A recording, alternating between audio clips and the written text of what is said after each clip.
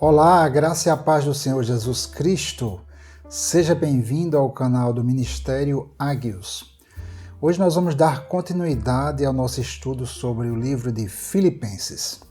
Logo no início da era cristã, a igreja foi acusada de cometer práticas terríveis, como, por exemplo, canibalismo, por causa da ceia do Senhor, onde nós participamos do corpo e do sangue do Senhor Jesus. Também de incesto, a igreja foi acusada de cometer incesto porque todos se tratavam como irmãos, irmãos e irmãs, e que também o povo de Deus, a igreja, era acusada de se rebelar contra o Império Romano, o imperador, porque nós temos um rei e as pessoas eram acusadas de ter um outro rei, que era Jesus. E o próprio apóstolo Paulo foi acusado de também ser alguém que incentivava o pecado.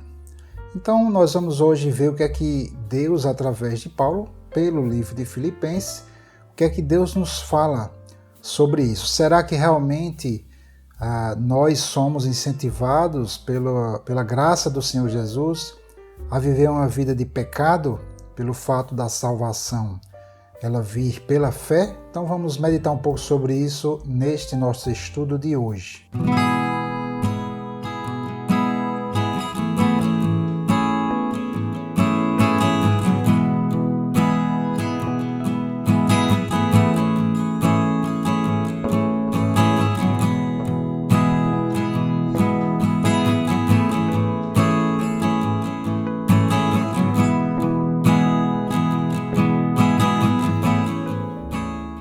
A salvação, através da fé em Jesus Cristo, ela vem como um presente da parte de Deus.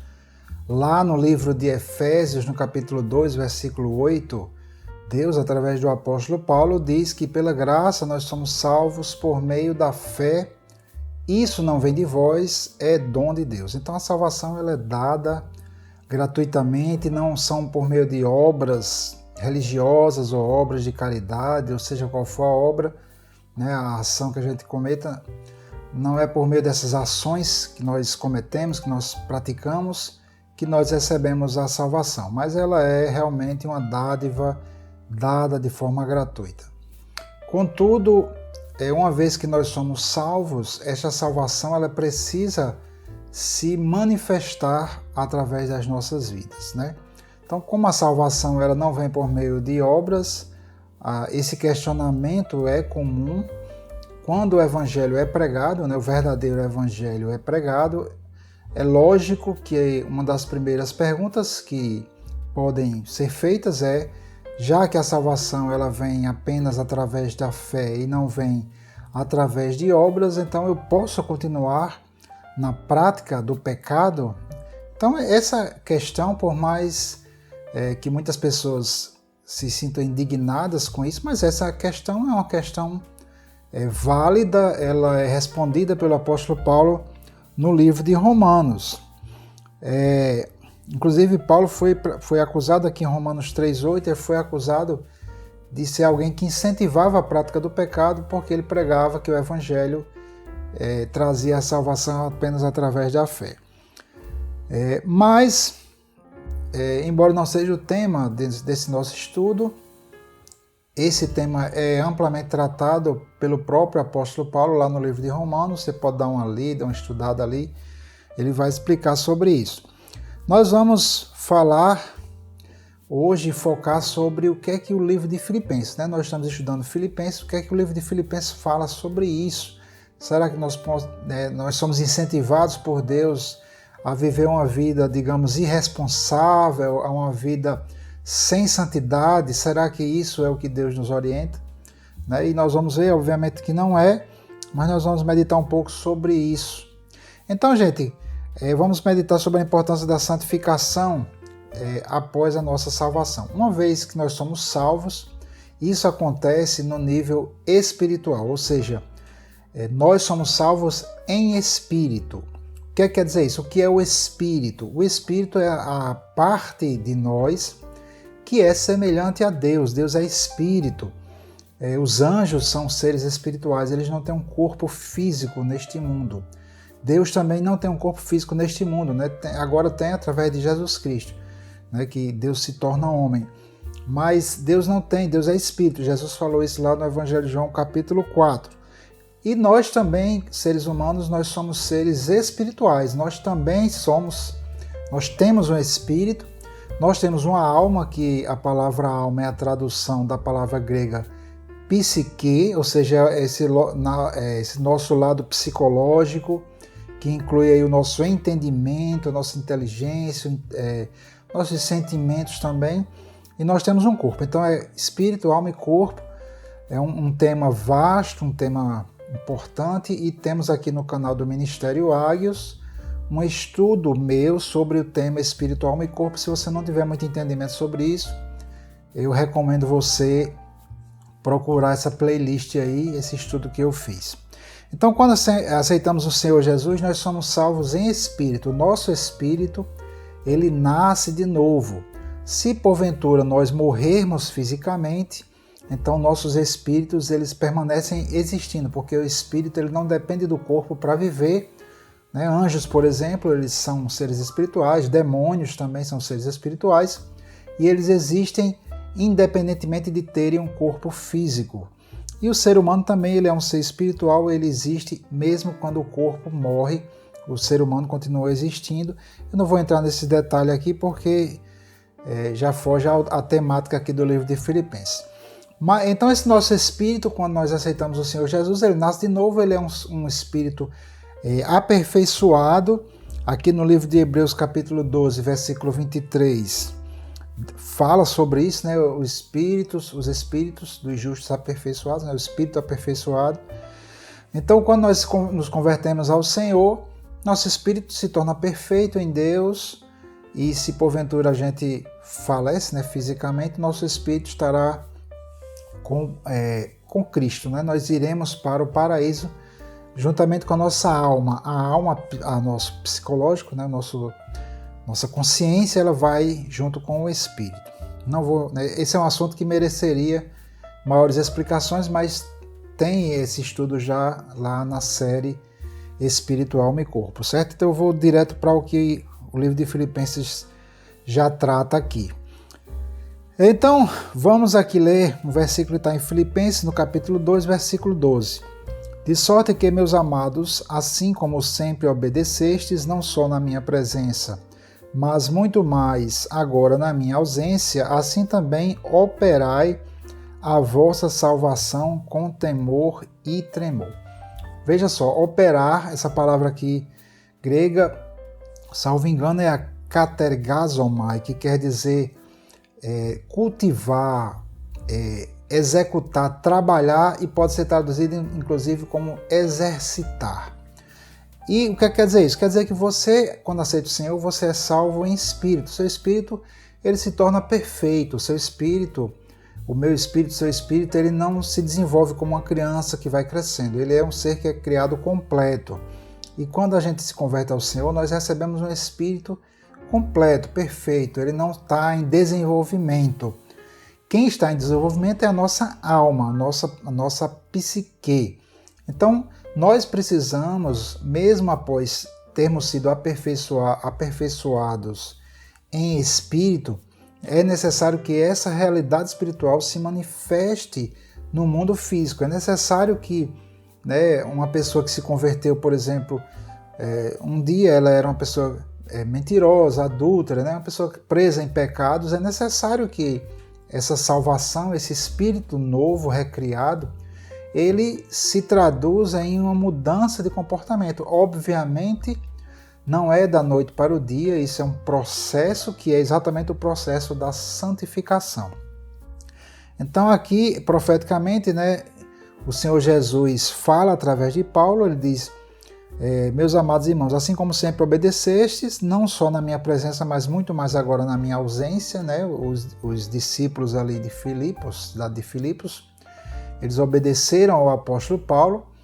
E agora Paulo estava preso aqui, né, no livro de Filipenses, ele quando escreveu estava preso, e muito mais agora Paulo os incentivava a obedecerem ao Evangelho, obedecerem aos mandamentos, obedecerem à palavra do Senhor, mesmo na ausência de Paulo. E hoje nós estamos sem ver Jesus Cristo fisicamente, nós precisamos obedecê-lo e precisamos trabalhar esta salvação que nós recebemos da parte de Deus. Ela precisa ser trabalhada, né? Essa realidade espiritual precisa se manifestar no mundo físico. Então não é o fato da nossa salvação ela vir por meio da fé, não é jamais uma justificativa para uma vida de pecado, de forma alguma. Apesar de que nós não somos salvos pelas obras e nem nos mantemos salvos por meio de obras, é um processo que é pela fé, mas as obras realmente elas devem ir acontecendo gradativamente como uma consequência da nossa salvação. Então, por meio da sua palavra, Deus vai colocando em nós a sua vontade, de forma que isso nos impulsiona a buscar a santidade em nossas vidas diárias. Aqui em Filipenses capítulo 2, versículo 13, Deus, através de Paulo, fala assim: porque Deus é o que opera em vós, tanto o querer como o efetuar, segundo a sua boa vontade. Importante aqui esclarecer que quando a Bíblia diz que Deus é que opera em nós o querer e o efetuar, não quer dizer que Deus vai forçar a pessoa a obedecê-lo, né? Como se nós fôssemos robôs, autômatos, né? Sem vontade própria. Não é assim. Deus, através da sua palavra e do seu Espírito, ele vai nos ensinando, ele vai nos instruindo e vai nos fortalecendo se nós buscarmos isso, para que nós, de nossa própria vontade, andemos segundo os mandamentos do Senhor. Veja que ele diz operai, né, que é o verbo katergazomai, que quer dizer exercitar, cultivar. Veja que isso é um mandamento para nós. Então sou eu que busco ao Senhor, sou eu que decido andar na palavra, sou eu que trabalho esta salvação na minha vida. Deus, obviamente, habita dentro de mim pelo seu Espírito Santo. Cristo habita em mim e ele vai me levar, vai me orientar, vai me despertar para desejar isso, para querer fazer a vontade de Deus, para querer andar em santidade. E ele vai me capacitar para isso.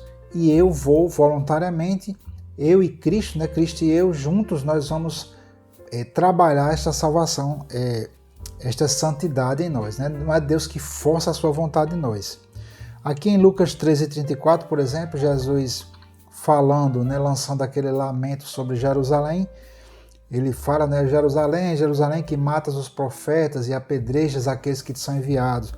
Aí Jesus fala, muitas vezes eu quis ajuntar os teus filhos como a galinha os seus pintinhos debaixo das asas, mas não quisestes. Então, ele está aqui lançando esse lamento porque a cidade de Jerusalém foi destruída muitas vezes por causa do pecado. Então, por exemplo, quando um cristão peca, não é Deus que está o conduzindo a pecar, obviamente. O cristão peca porque ele quer pecar. E da mesma forma, quando o cristão obedece a Deus, não é Deus que está forçando, levando ele a obedecer. Deus coloca no nosso coração a sua vontade, mas cumpre a nós desenvolver esta salvação, trabalhar esta salvação, ou como foi traduzido aqui na João Ferreira, operar a nossa salvação. Gente, é super importante que nós desenvolvamos esta salvação por vários motivos. São muitos motivos que nem dá para tratar aqui, que são os objetivos da santificação, né? Na medida em que eu me santifico, ou seja, eu vivo segundo a palavra de Deus, eu vou desfrutar das realidades do reino de Deus. Quando eu era do mundo, eu era escravo do pecado e eu não tinha, né, essa obrigação, digamos assim, de andar segundo a vontade de Deus. Mas agora que eu sou de Cristo, agora que eu me converti, agora que eu nasci de novo, pesa sobre mim uma responsabilidade, e não apenas isso, né? Para um nascido de novo, viver uma vida de pecado é a pior coisa que existe, por vários motivos. Então vamos ver alguns desses motivos aqui. O objetivo dos mandamentos do Senhor é produzir em nós um caráter semelhante ao de Cristo. Deus transforma o nosso espírito, mas nós precisamos transformar a nossa alma. Eu lembro aqui de Romanos, né, no capítulo 12, onde também aqui o apóstolo Paulo fala que Deus, pela misericórdia de Deus, nós devemos oferecer os nossos corpos como sacrifício vivo, santo e agradável a Deus, não nos conformando com o presente mundo, mas nos transformando pela renovação do nosso entendimento. Veja que em espírito somos perfeitos em espírito, mas nosso entendimento não é perfeito. A gente precisa ter a mente renovada. Aqui em Filipenses capítulo 2, versículo 15, Paulo diz assim: para que sejais irrepreensíveis e sinceros, filhos de Deus inculpáveis, no meio de uma geração corrompida e perversa, entre a qual resplandeceis como astros no mundo. Então veja só, ele fala que a gente precisa trabalhar essa salvação, que é isso, é pegar essa realidade espiritual, as verdades da palavra de Deus e vivermos isso. Só assim nós seremos irrepreensíveis. O que é irrepreensível? É alguém que não tem motivo, não dá motivo para ser repreendido. Então nós, como discípulos de Cristo, nós como povo de Deus, nós precisamos viver uma vida que as pessoas olhem para nós e não nos repreendam. Claro que não está falando aqui de você ser perseguido por causa da palavra de Deus. Nós seremos repreendidos pelo mundo porque estamos seguindo a palavra de Deus. O problema é você ser repreendido porque você realmente está pecando. Isso aí é algo que não agrada a Deus, é algo ruim porque vai danificar o nosso testemunho. Então, o objetivo desse mandamento de trabalhar a nossa salvação é para que nós sejamos irrepreensíveis e sinceros, sem mácula, sem maldade, filhos de Deus inculpáveis, onde a gente não vai ser culpado de praticar coisas pervertidas, no meio de uma geração corrompida e perversa. Nós vivemos no mundo, isso não só, não vou dizer que é só hoje, na atualidade, mas hoje na atualidade nós estamos vivendo uma perversão sem tamanho em todas as áreas, principalmente na parte sexual. Nós estamos vivendo uma perversão, uma geração, nós estamos realmente numa geração corrompida e perversa, e nós precisamos resplandecer como astros. A palavra astros aqui no original, asteres, é relativo ao sol, a lua, as estrelas, que a lua e as estrelas, elas brilham no meio da escuridão. Então nós, como povo de Deus, nós como filhos de Deus, precisamos brilhar na escuridão. E como é que eu faço isso? Nós brilhamos na escuridão quando nós vivemos a palavra de Deus e não só pregamos, mas nós vivemos ela, e essa vida que sai através de nós, ela funciona como uma luz para o mundo, para aqueles que estão em trevas. Todos nós fomos salvos por causa dessa luz. Essa luz é o que atrai as pessoas. Essa luz, ela não é uma luz material, é uma luz espiritual que emana dos filhos de Deus. Mas essa luz só emana dos filhos de Deus quando nós vivemos na palavra, quando nós praticamos as obras de justiça. Quando nós não praticamos a palavra de Deus, quando nós vivemos como carnais, como meninos em Cristo, em contendas, em palavras vãs, em adultérios, em mentira, em desonestidade, quando nós vivemos como o mundo vive, essa luz que emana de nós, ela não brilha. Apesar de, se você é salvo, está essa luz no seu espírito, mas como a sua mente não está renovada e seu caráter não está trabalhado, então essa luz não consegue brilhar. E nosso testemunho é destruído e nós nos tornamos como aquele sal que perde o seu gosto, ele se torna insípido, sem gosto. Jesus falou disso lá em Mateus 5,13, ele disse que não serve mais para nada. Então nós precisamos reter a palavra da vida. Eu vou ler, nós vamos ver, este vai ser o último verso de Filipenses de hoje, Filipenses 2,16, prosseguindo, no livro de Filipenses, ele diz: retendo a palavra da vida, para que no dia de Cristo eu possa gloriar-me de não ter corrido nem trabalhado em vão. Então eu preciso trabalhar a minha salvação, para que eu seja um filho de Deus inculpável, sincero, irrepreensível, né, no meio de uma geração perversa, para que eu brilhe como astro no mundo. Como é que eu consigo isso? Eu preciso reter, guardar a palavra da vida. Se eu não consigo guardar a palavra de Deus no meu coração, então eu não vou conseguir viver essa palavra. E aí, nós temos aqui no canal do Ministério Argos muitas pregações, muitos estudos que falam sobre a parábola do semeador, que é esse ensinamento de Jesus que mostra como é que a palavra de Deus ela se transforma em ação, se transforma em um caráter, se transforma em comportamento na vida de um cristão, né? Então aqui eu vou só dar umas pinceladas. Nós precisamos reter, guardar a palavra de Deus no nosso coração para poder praticar. Por quê? Porque o nosso coração ele funciona como um solo e a palavra de Deus ela funciona como uma semente. Na verdade, qualquer conhecimento funciona como uma semente.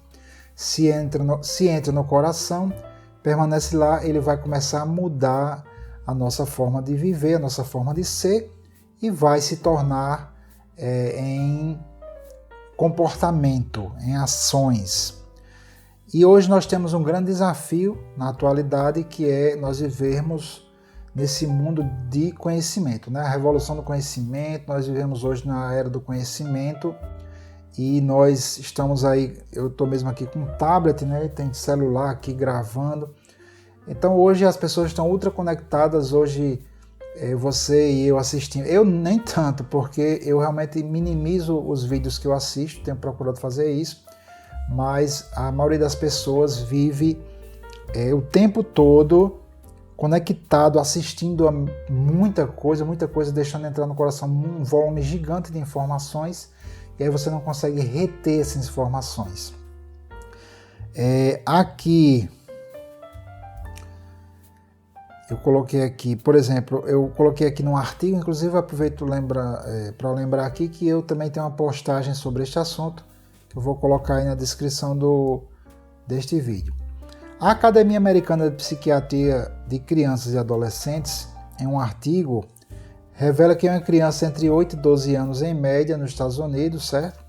Gasta de 4 a 6 horas do dia assistindo ou usando telas. E os adolescentes, esse tempo com telas chega a 9 horas. Eu acredito que muitas pessoas passam bem mais do que isso, o tempo todo no celular, recebendo informações. Então há uma enxurrada de conhecimento que entra diariamente no coração das pessoas. E esse mesmo artigo dessa Academia Americana de Psiquiatria diz, dentre outras consequências, essa superexposição a telas e todo esse avalanche de conhecimento, ele tem trazido um baixo rendimento escolar e feito com que as pessoas leiam menos livros, fora vários outros problemas. Então, o que é que acontece hoje, atualmente? Cada vez mais as pessoas têm dificuldade em meditar na palavra de Deus, porque você lê um versículo bíblico, mas ao longo do dia você passa o dia inteiro vendo vídeos, ouvindo áudios, talvez lendo também, e essa enxurrada de conhecimento, ela faz com que o que você leu mais cedo, por exemplo, se é que leu a Bíblia, mas se leu mais cedo, isso aí se perca por causa da grande quantidade de informação que entra no nosso coração. A palavra de Deus, ela só vai realmente dar fruto nas nossas vidas se ela permanecer no nosso coração. Isso, gente, é muito crítico. Nós precisamos realmente nos esforçar para diminuir o volume de informação que entra no nosso coração, vigiar com relação a isso e sermos firmes em guardar e reter a palavra de Deus, a palavra da vida em nosso coração.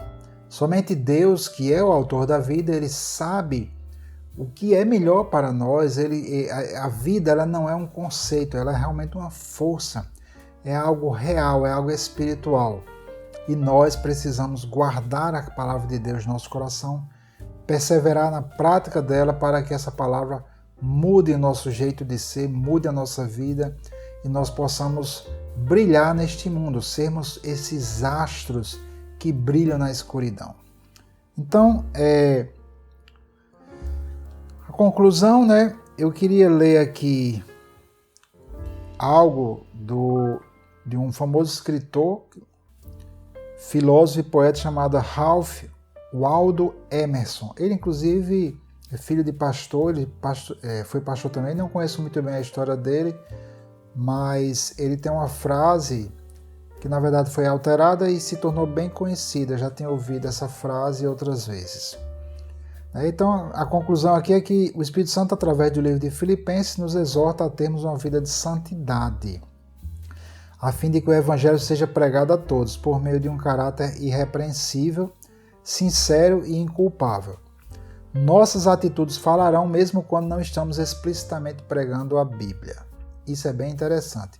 Eu mesmo fui evangelizado através de um colega da faculdade, que ele não me evangelizou, na verdade. Eu mesmo achei que tinha acontecido algo diferente com ele. Eu fui conversar com ele quando eu o reencontrei, né, após alguns anos. E aí foi quando ele falou que tinha se convertido. Ele era cristão, evangélico agora. E foi aí que eu comecei a conversar e tudo.